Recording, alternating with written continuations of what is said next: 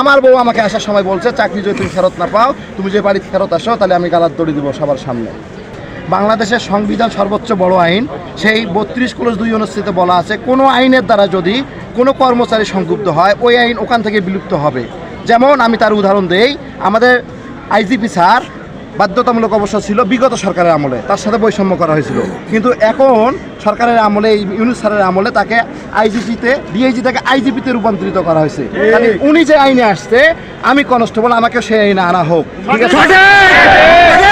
এখন আপনাদের আন্দোলনের গতিটা কি? এখন আমাদের আন্দোলনের গতি হচ্ছে আমরা এখানে আমরণ অন্বেষণ করব। তারা যে আইনে চাকরি পাইছে, ঠিক আছে, আমাদেরকে সেই আইনে দিতে হবে। তারা 5 মাস আগে আমাদের 90% লোককে চাকরি দেওয়ার আশ্বাস দিয়েছে। আমরা 5 মাস যাবত আমাদের পরিবার পরিজন নিয়ে অনেক দুর্বিষহ জীবনযাপন করতেছি। 2000 ভিকটিম পুলিশ পরিবার, যেমন এতটাই লাঞ্ছিত আমরা সমাজের কাছে, ঠিক আছে? তাদের যদি মৌলিক অধিকার আদায় করতে পারে আইনের দ্বারা, আমরা কেন পারবো না? তাহলে আমাদের সাথে বৈষম্য হচ্ছে না?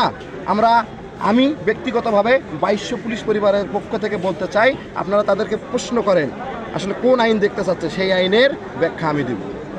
তার মানে আপনাদের আন্দোলন চলবে, এইভাবেই থাকবে আন্দোলন।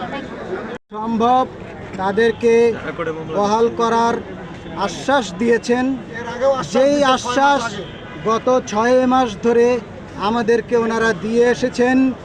এই আশ্বাস শুনতে শুনতে আমাদের একজন সদস্য ব্রেন স্ট্রোক করে মারা গিয়েছে, একজন সদস্য ব্রেন স্ট্রোক করে প্যারালাইজড হয়ে আছে। তার মানে আপনাদেরকে আশ্বস্ত করার মতো তেমন কোনো কথা আপনারা শুনতে পান না।